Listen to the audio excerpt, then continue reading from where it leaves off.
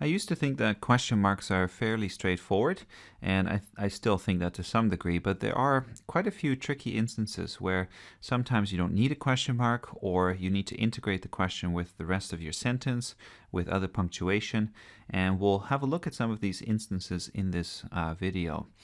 But first we start here with a simple direct question.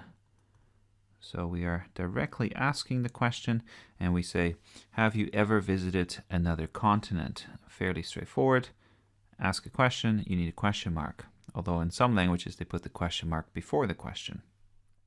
Second example here, she asked me if I had ever visited another continent. Now this is what we call an indirect question, sometimes also called an embedded question. And in this case, the question is not directly being asked, but it's stated that a question has been asked. So we call this a declarative sentence. It's declaring that something happened. And we could reformulate the sentence to say, she asked me a question. And you can hear that there's no actual question there. It's just stating that a question has been asked. If you look at the final example here, has she ever asked you whether you have visited another continent? You can hear that sounds a bit convoluted. We have both a direct statement or a direct question and an indirect question. And in that case, because there is a question involved, we do need a question mark. But if you were to analyze the sentence more closely, you would see that there's actually two questions ultimately. The one is simply implied. So the first one is, has she ever asked you this? Has she ever asked you this? And the second one, which is the one that we had before, is, have you ever visited another continent? That's our second question. But that one is implied here. And so we only have the first one, and that's why we stick a question mark at the end.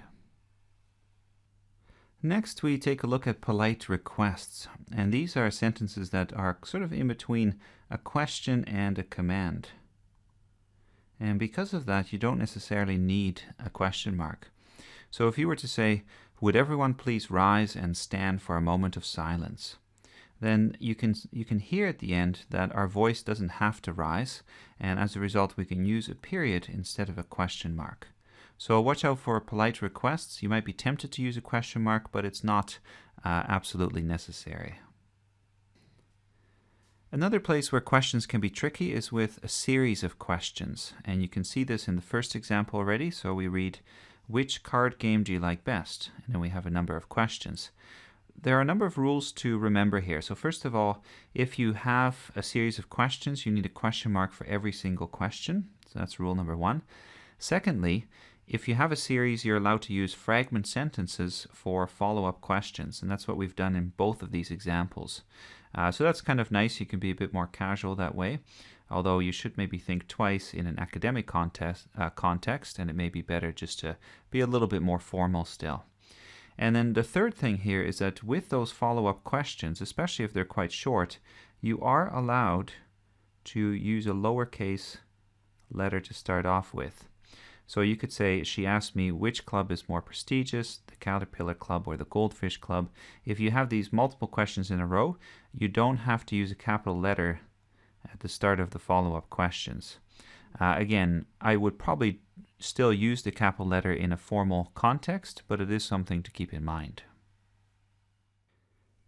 Okay, now we get to the stuff that's really tricky and something that I still struggle with myself as well, which is how do you introduce a question, especially in a formal context? And as you look at the first example here, you can sort of see how awkward it is. It reads, a question you may have asked yourself is, why did Yasser Arafat wear a tea towel on his head? Good question, I suppose, although a bit nonsensical. In this case, what you can hear is that we have this awkward break here between the introduction and the question. We might be tempted to put a colon here, which is what we would normally do before a question, or even a dash. The problem is that before colon, if you introduce a statement like that, you need an independent clause. You need a complete sentence. And as you read that opening, you can see, well, it's not totally complete. A question you may have asked yourself is, period. Well, that wouldn't quite work.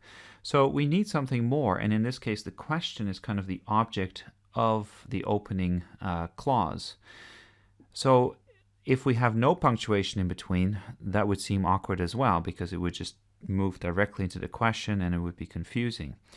And as a result, a comma is allowed in such cases, even though it's very awkward.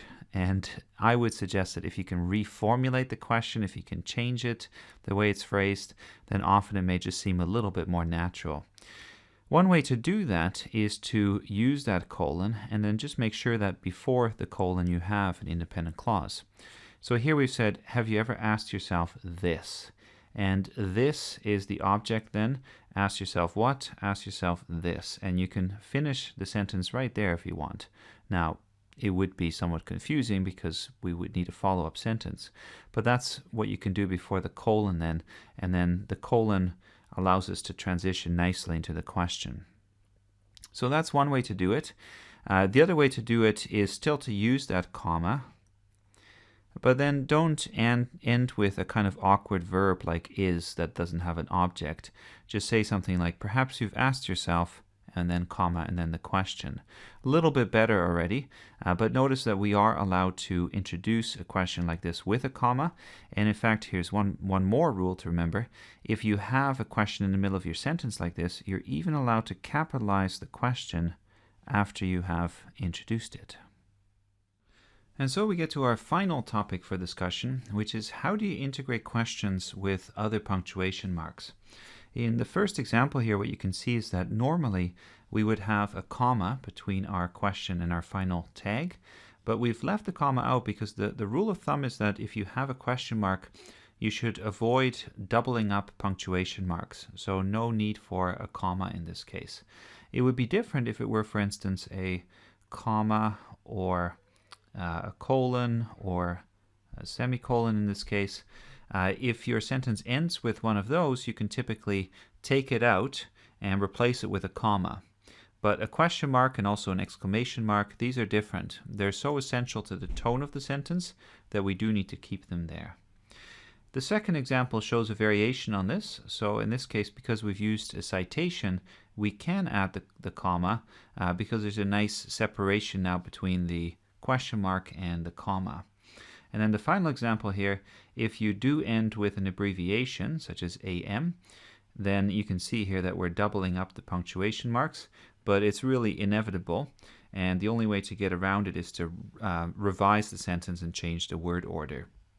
So in this case, the question mark is totally fine. It looks a little bit awkward with the two punctuation marks in a row, but you are allowed to do this.